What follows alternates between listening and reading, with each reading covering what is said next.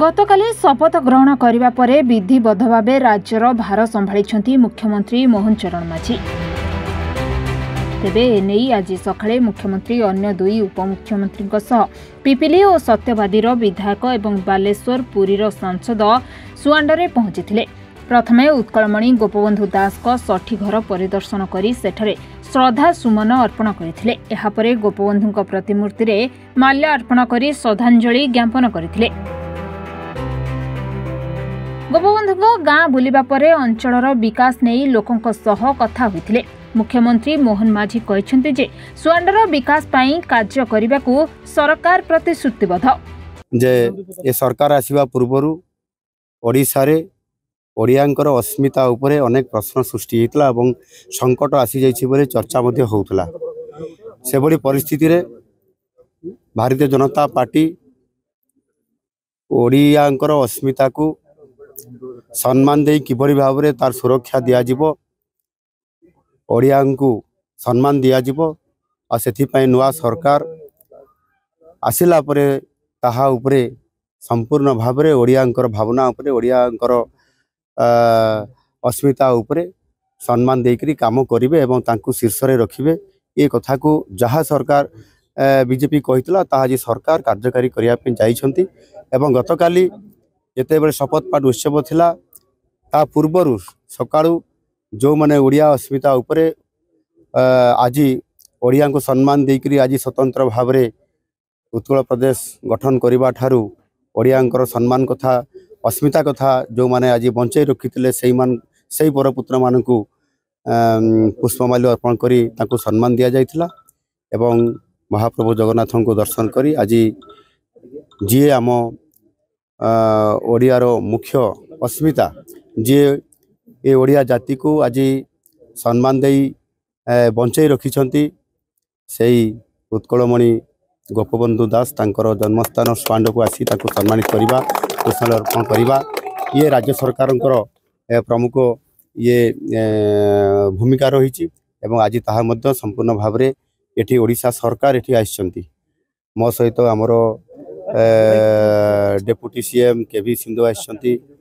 आपनकर ए माटीर झियो deputy CM प्रभाती परिडापा आइछंती एवं आमर सांसद अछंती, विधायक अछंती, समस्त मंत्री परिषद मंत्री माने मध्य एटी उपस्थित अछंती। सारा सरकार एटी आसीछि सम्मान देबा पई गोपबंधु दास को आ सेथि पई ओडिशार और ओडियार जो अस्मिता कथा पड़ीला ता उपरे सरकार तीक्ष्ण माने नजर रखिबा सहित निश्चित भाव में सम्मान को बंचे रखिया पई ओडिशार गौरव रखिया पई काम करिवे एवं निश्चित भाव में ओडिया को भारत वर्ष रे सबुठारो आगुआ करिया पई ए सरकार प्रतिश्रुतिबद्ध।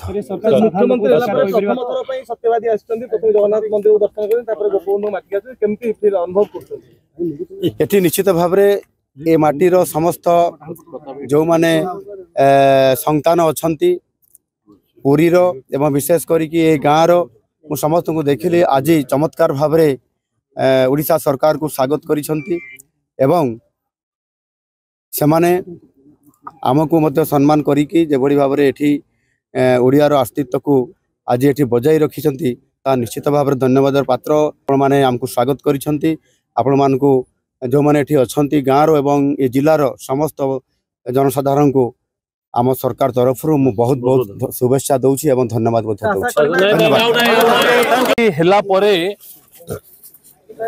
मुख्यमंत्री भावे शपथ ग्रहण करिवार 24 घंटा न परुणु आसिकी पंडित उत्कलमणि गोपबंधु दास एंतुड़ी शालार परिदर्शन करवा एवं पंडित उत्कलमणि गोपबंधु दास पटचित्र रे पुष्पमाल्य दे आशीर्वाद नबारे ये होचंती प्रथम मुख्यमंत्री।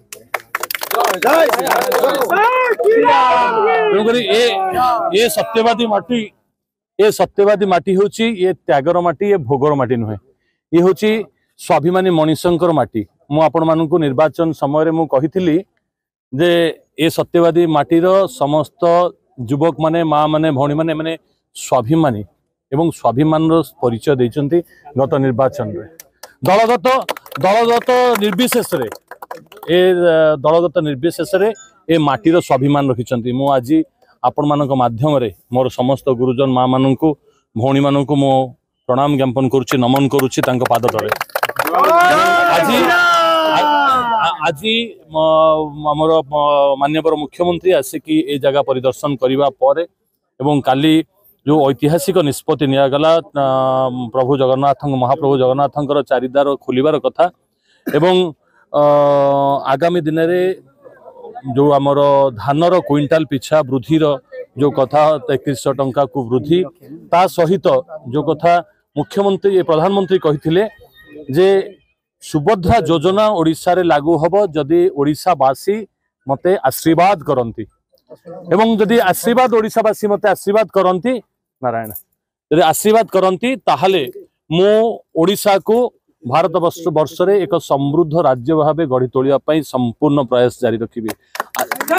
आज आज ओडिशावासी कथा रखिले आज ओडिशावासी कथा देई कथा रखिले एवं आशीर्वाद कले बहुमात्रा रे भोट दे विजय कले जो सरकार प्रकृतर पद पद आ मर्यादार मूल्य केबे बुझिनी पद मर्यादार मूल्य केबे बुझिनी सरकार अछि बोली क्षमता रे जहाकू नाही ताकू राज्यसभा को पठेई दबा जहाकू नाही ताकू लोकसभा रे लड़ई की लोकसभा को नबा ये कोठी ना कोठी सरकार तार अहंकार परिचय देथिला। आपण माने जानिछन्ती विगत दिन रे आपणकर आस्कारु जो भौणी माँ जने हेथिले आपणकर हाँ जाइथिले एमपी हेकी से कहिथिले जे पार्लियामेंट गले कोन करिवो ना अक्का माँ बोई गाइबी गीत पार्लियामेंट गले एया करिवे ए माटीर समृद्धि ओडिशार गर्व पई किछि करिवा पई तांको नाही ना शिक्षागत योग्यता अछि ना किछि अछि तेणु करी एभली अपात्र रे बहु अपात्र रे दान करी सरकार तार ए गणतंत्र रो जो मूल्यबोध को कोटना कोठी हजि देला।